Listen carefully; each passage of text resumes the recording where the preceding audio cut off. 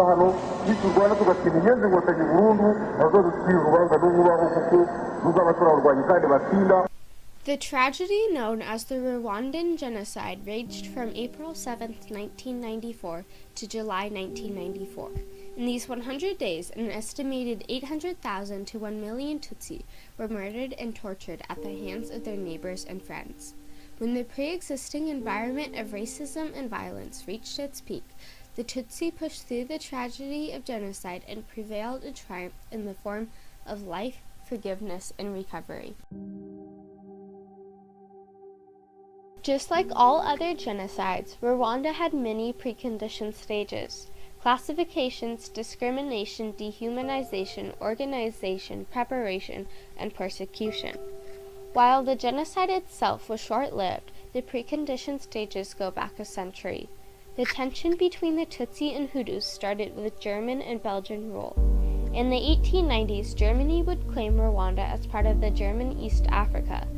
They believed the Tutsi to be a superior race due to their taller stature and lighter skin. This early-day racism would only further the divide between the Tutsi and Hutu. After World War I, Rwanda was given to the Belgians, where this divide in race between the Tutsi and Hutu continued. The ethnicity of the Rwandans was concluded and printed onto identification cards. The Tutsi were favored over the Hutus, which led them to be the ones in power. For roughly 20 years, the Tutsi enjoyed better jobs and educational opportunities. Overall, a better life compared to their Hutu neighbors. This led to jealousy and resentment slowly building within the Hutu. Series of riots began in 1959, which led to the death of more than 20,000 Tutsi and many more fleeing to neighboring countries. In 1962, Rwanda gained independence and the Hutu took over the power in place of the Belgians. The years following Rwandan's independence was full of propaganda aimed at the Tutsi, as well as ethnically motivated violence. Some of the Tutsi people were in exile in neighboring countries because of the 1959 Civil War.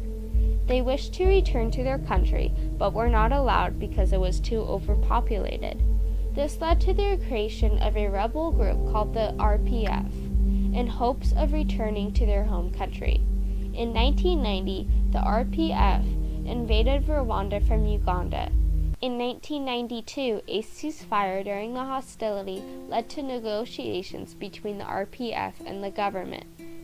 In August of 1993, the president of Rwanda signed an agreement calling for the creation of a transition government that would include the Rwandan Patriotic Front.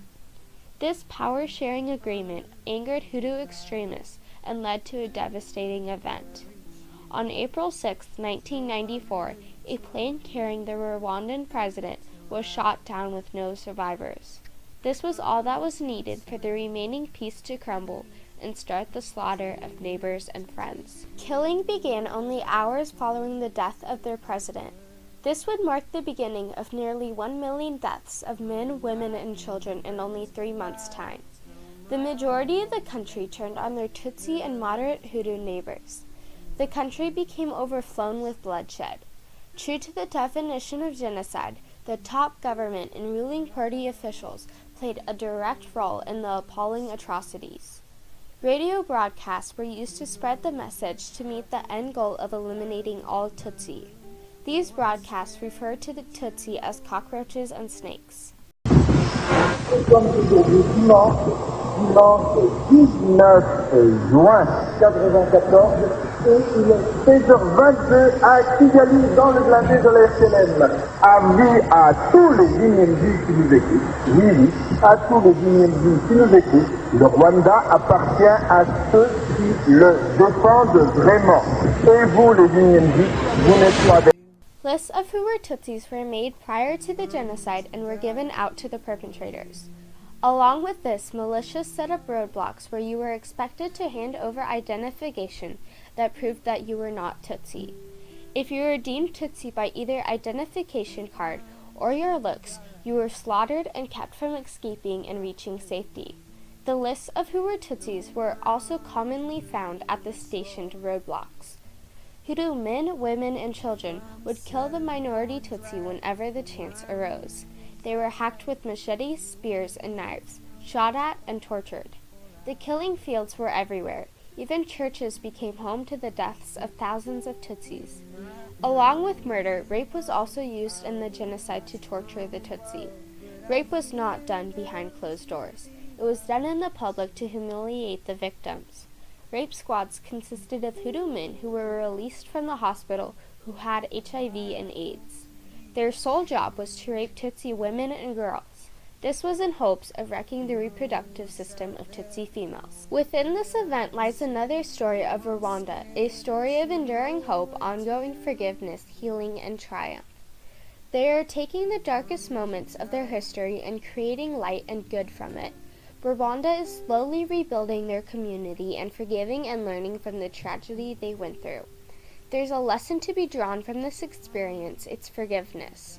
To ensure that the conflict is not passed from one generation to the next, for the sake of the story of Rwanda, forgiveness is the only way to draw strength from tragedy individually and to heal collectively.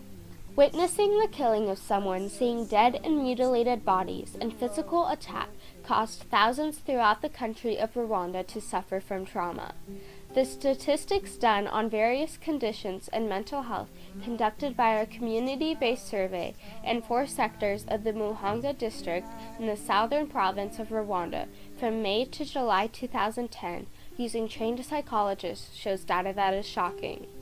The prevalence rate for the current PTSD was 25% in the survivor group and 16% in all their descendants. The HSCL severity score for anxiety shows 37% of their survivor group and 23% of their descendants were above the cutoff value for clinical relevance. 21% of the survivors and 3% of their descendants were likely to suffer from depression. 30% of the survivor group and 16% of their descendants might have been ill with symptoms of an affective disorder, as well as 11% of the sample reporting suicidal tendencies. During the genocide, all possible outside help looked the other way. The UN stayed on the sidelines during the genocide. The events in Rwanda could have been prevented with help from the international community. In August of 1993, the UN Assistance Mission in Rwanda, UNAMIR, was on the ground with about 2,000 troops to monitor a peace agreement between the government and RPF. Months before the genocide, the head of the UNAMIR reported increasingly violent demonstrations, nightly grenade attacks, assassination attempts, and political and ethnic killings. These clear warning signs were pushed aside and ignored. Shortly after the genocide began, 10 peacekeeping soldiers were killed while trying to protect the Prime Minister. The response the UN had to this was to reduce the force and pull their troops out. Before leaving, the troops were authorized to evacuate foreigners out of the country to safety, and were ordered to leave everyone else behind to meet their death. The failure of the international community sent the message to those in Rwanda they could continue the genocide, knowing that the rest of the world would not act. Now the international community is taking further steps in preventing catastrophe like this. Since the genocide, the UN has been more proactive in responding to massive human rights violations, which tend to be signs of a genocide in the making. Rwanda has moved on from a country full of bloodshed. Throughout the years following the genocide and up to today, the country is rebuilding itself. Survivors are forgiving the perpetrators of the genocide and learning to live together once more in peace. Rwanda has transformed into a society of hope and forgiveness. They are continuing to take huge strides in repairing their home country. Only 16 years after the genocide, in 2010, the World Bank praised Rwanda's remarkable development successes, which have helped reduce poverty and inequality. Memories of a genocide that took nearly 1 million lives are not so easily erased. The goal is not to move on and forget, but however to focus on the future of their government, people, and country while never forgetting their past.